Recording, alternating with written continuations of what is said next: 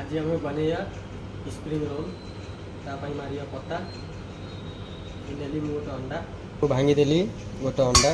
spring roll मु मैदा cornflour spring roll पत्ता अल्प कॉर्नफ्लावर और मैदा देदेवा आम पानी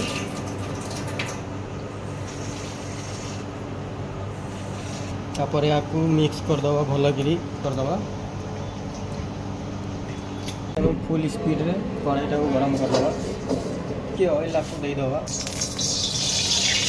पत्ताटा चिपकनी एबे आमे मारिया स्प्रिंग रोल पत्ता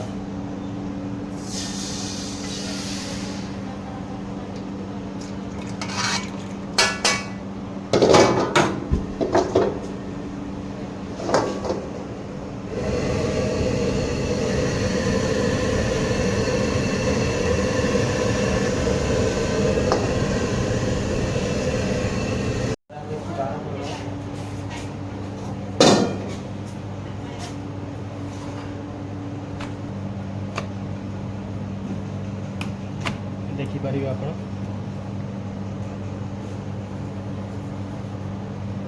रेडी सो आम ए काटिदेवा आपको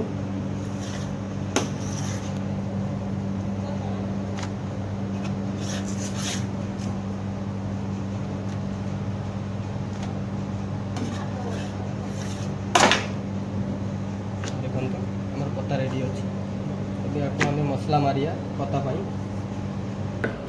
तो गाइस आप देखिले मु स्प्रिंग रोल पत्ता मारली